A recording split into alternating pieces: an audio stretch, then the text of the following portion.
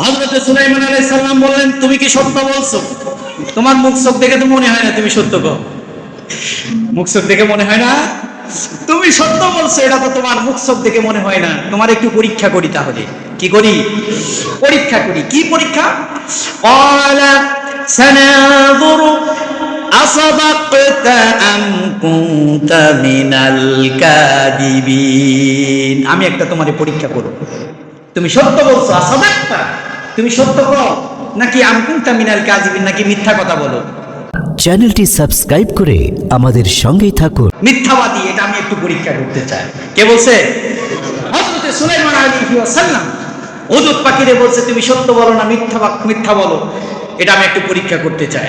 বলে, আল্লাহর নবী, আপনি যে পরীক্ষা নিতে চান আপনি নেন, আমি সেই পরীক্ষায় রাজি, অংশগ্রহণ করব।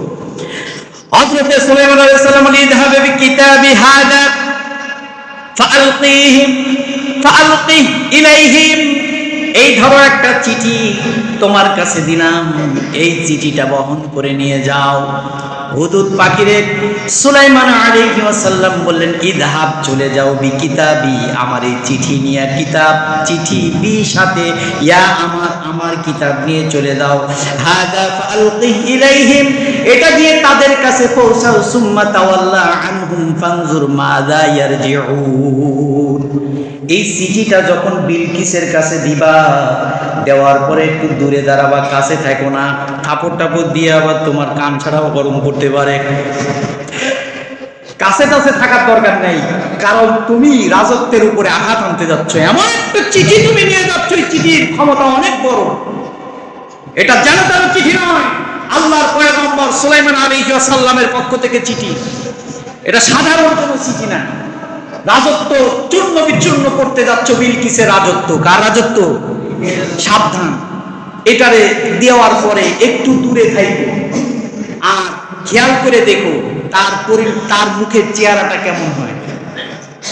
দূরে থাকো, কাছে থাকো না। কাছে থাকলে আমি যেমন তোমারে জবাই করে আটকাইতে চেয়েছিলাম, তোমার অ্যারেস্ট করতে চেয়েছি, অথবা তোমার জবাই করবে, এমন পরিণতি তোমার ভোগ করা লাগলেও লাগতে পারে।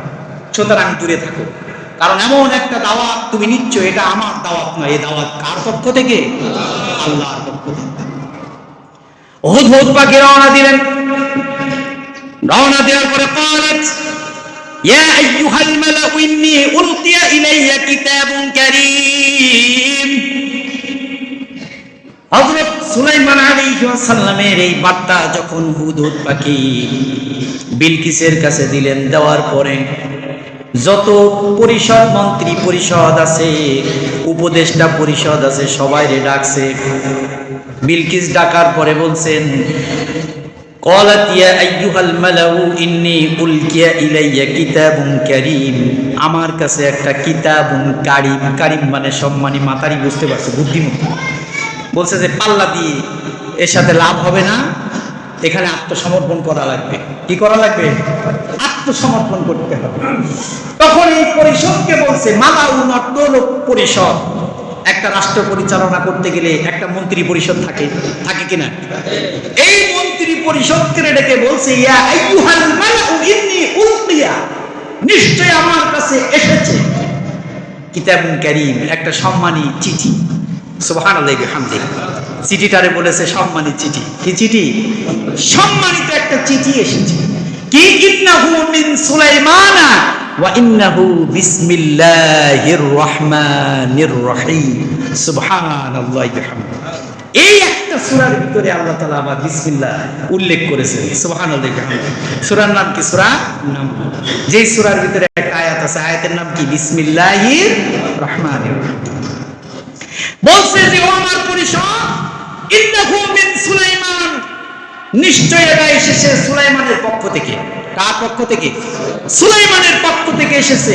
ওয়া ইন্নাহু বিসমিল্লাহির রহমানির রহিম, যেই চিঠির শুরুতেই আছে বিসমিল্লাহির রহমানির রহিম। সুতরাং এটা কোনো যেন-তেন চিঠি না। তখন এই চিঠি পাওয়ার পরে মন্ত্রীর এক একটার চেহারা ভালো আছে না খারাপ হয়েছে? ওবায়দুল কাদের উঠে বলে, কি বলেন ম্যাডাম, আমরা কি এখনো ক্ষমতা হারিয়ে ফেলেছি না? পালাবো না বলছিল না? পালাবো না। একজন উঠে উঠে বলছে যে আল্লাহ তাআলাউ আলাইয়া ওয়া উতুনি মুসলিমিন। এই পরিষদ বর্গকে বলছে, আরে পরিষদ শোনো, আমি যে বিডিআর বিদ্রোহ করেছি তোমাদের সারা করছি না? বিডিআর বিদ্রোহ তোমাদের পরামর্শ ছাড়া তো করি নাই। তাপস তুমি পরামর্শ দিয়েছিলে, তারপরে আরো কতজন পরামর্শ দিল। এরপরে এই যে গাজীপুরের নাম কি, সোহেল দাস, এতে কি পোশাকও বানাই নিয়ে আসছিল। কি বানাই নিয়ে আসছে? পোশাকও বানাই নিয়ে আসছে, বিডিআর এর পোশাক বানাই নিয়ে বাসায় গেছে। তো এই পরামর্শ তোমাদের ছাড়া তো আমি কোথাও কিছু করি নাই। জঙ্গি জঙ্গি মামলা তোমরা পরামর্শ দিছো, আমি করছি। এরপরে যখন বিরোধী দল যখন ক্ষমতায় সমাবেশ দেখেছে, তখন রেলপথ বন্ধ করছি, বাস পথ বন্ধ করছি, স্টিমার, ট্রেন, লঞ্চ সব বন্ধ করছি। আমার একা তো করি নাই, তোমাদের পরামর্শ নিয়েই তো করছি। এই বিলকিসও একই কথা বলছে, পরিষদ থেকে একই কথা বলছে বিলকিস। সামনে আসবে, সামনে আসবে ইনশাআল্লাহ। আজকে আমরা তাফসীর করেছি